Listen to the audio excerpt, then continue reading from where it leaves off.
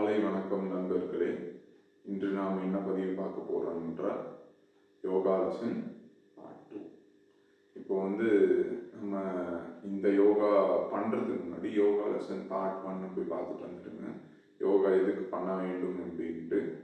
இப்போது இந்த பதிவு எதுக்குன்னா கான்ஸ்டிபேஷன், அதாவது மனம் கழிப்பதில் சிக்கல் உள்ள மனிதர்கள் இந்த யோகாசனா பண்ணால் அந்த கான்ஸ்டிபேஷன் கொஞ்சம் கொஞ்சமாக க்யூர் ஆகும். ஏன்னா இப்போ இருக்கிற கரண்ட் ஜென்ரேஷனில் அந்த கான்ஸ்டிபேஷனுங்கிறது மேஜராக ஒரு பார்க்கக்கூடிய விஷயம். Now we are going to see the yogasana called மலாசனா. மலம் கழிப்பது அந்த ஃபர்ஸ்ட் பார்ட்டில் பார்த்தீங்கன்னா சொல்லியிருப்பேன், மலம் கழித்து விட வேண்டும். மலம் கழித்து விட வேண்டும் என்றாலே ஃபர்ஸ்ட் மலம் போவதுக்கே நிறைய பேருக்கு பிரச்சனை இருக்கு. அதனால நம்ம இன்னைக்கு மலம் எப்படி சுலபமாக வழியில் கழிக்க வேண்டும் என்பதை யோகாசனம், மலாசனா என்னும் யோகாசனம் மூலமாக பார்க்க போகிறோம். ஓகேங்களா?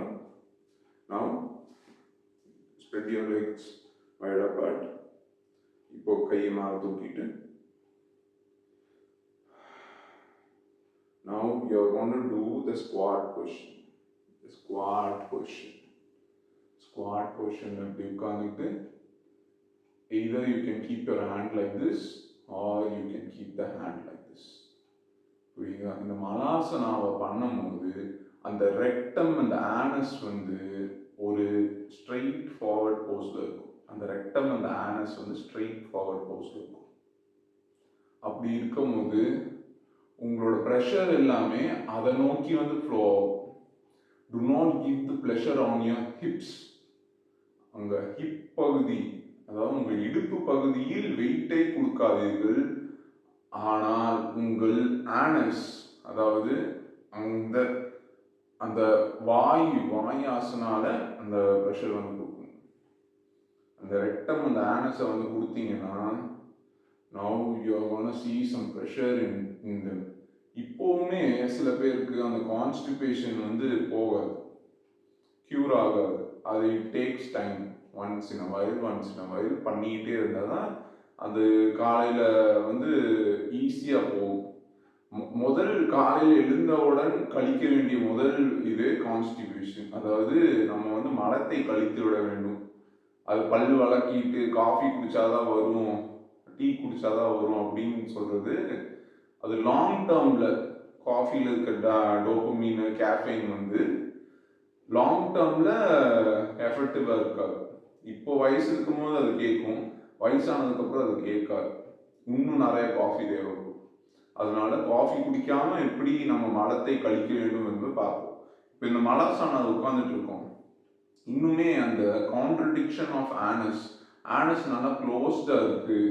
ஸ்டோல் உள்ள இருந்து வெளியில போக ஹார்டா இருக்கு. தண்ணி ப்ராப்பரா குடிக்கல, நேற்றுக்கு ஹார்டா இருக்கு அப்படின்னா then you should actually open your anus. அந்த வலுவலுன்னு இருந்தால்தான், அந்த இன்டெஸ்டைன் ஒரு வலுவலுப்பு தன்மை இருந்தால்தான் அந்த ஸ்டோல் ஈஸியாக ஃப்ளோ ஆகி வெளியில் வரும்.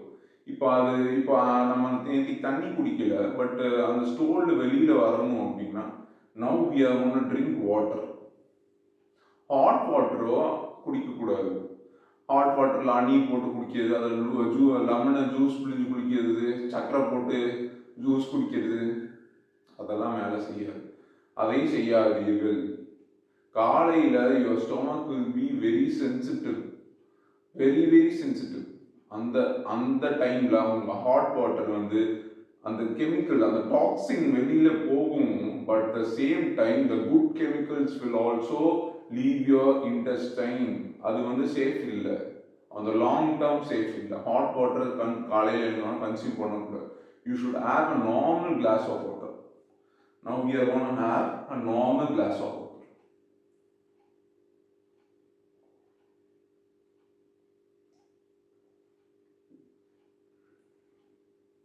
இப்போ ஒரு கிளாஸ் ஆஃப் வாட்டர் குடிச்சிட்டு இதே பொசிஷன்ல உட்கார்ந்துட்டு இருக்கீங்க. Imagine if someone with obese, ஒரு ஒபீஸான ஒரு பர்சன் இந்த பொசிஷன்ல ரொம்ப நேரம் உட்கார முடியாது. அப்போ கொஞ்சம் ரெஸ்ட் எடுத்துக்கலாம். மற்ற நேரத்தில் இந்த பொசிஷன் ஹோல்ட் பண்ணணும். இப்போ இப்போ இதுவும் வரல, இப்பவும் வந்து கொஞ்சம் கான்ட்ரடிக்டியா இருக்கு. நமக்கு வந்து அந்த ஆனஸ் வந்து ப்ராப்பரா ஓப்பன் ஆகல, ரெக்டம் வந்து ஃப்ளோ ஆகல அப்படின்னா, then you should have some detox to your stomach. Detox அப்படின்னா மோஸ்டா the healthy way is water. அதோட ஹெல்த்தி வே வந்து துளசி. துளசி இலையை நாம் சாப்பிடுவது, துளசி இலை தண்ணீரில் போட்டு குடிப்பது வந்து மிக மகத்துவமான விஷயம். இந்த சியா சீட்ஸு அதெல்லாம் ஒர்க் அவுட் ஆகாதுங்க. மாடர்ன் டே டெக்னாலஜி என்னதான் வந்து இந்த சியா சீட்ஸ் வந்து சொன்னாலும் அதெல்லாம் ஒர்க் ஆகும். துளசி என்பது நேச்சராக கொடுக்கப்பட்ட ஒரு விஷயம்.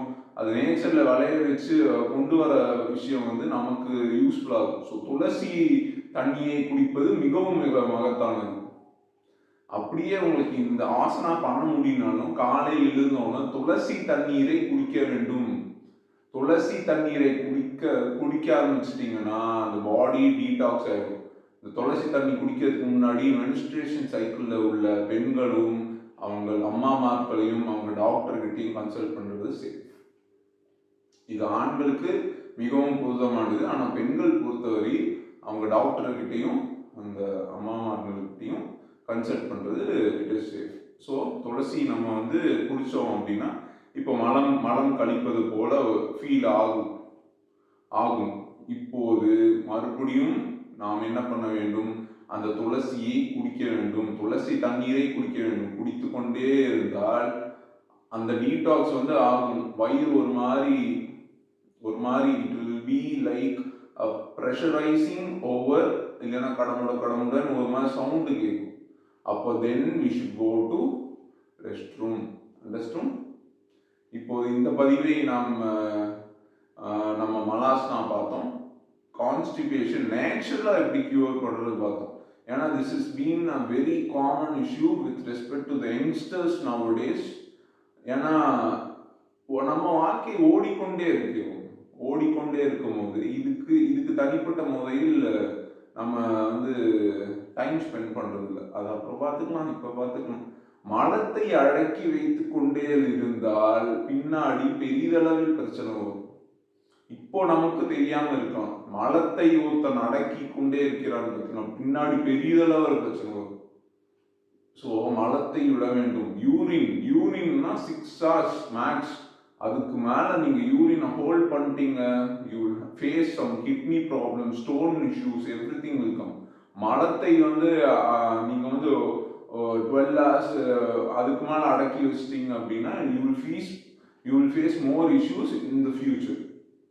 மலம் 2 முறை ஒரு நாளில் கழிக்க வேண்டும். 2 முறை கழிக்காவிட்டையும் 1 முறை தயவு செய்து கழித்து விடுங்க. புரிகிறதா? 2 நாள் கழித்து ஒவ்வொரு டைம் பண்றது வந்து you are in a unhealthy ஸ்டேட்னு அர்த்தம். ஸோ இந்த ஆசனாவை செய்யுங்கள். உங்களுக்கு கான்ஸ்டிபேஷன் கொஞ்சம் கொஞ்சமாக நேச்சுரல் ப்ராசஸாக கியூர் ஆகும். இந்த பதிவுக்கு நன்றி. நம்ம அடுத்த பதிவில் பார்ப்போம். வணக்கம்.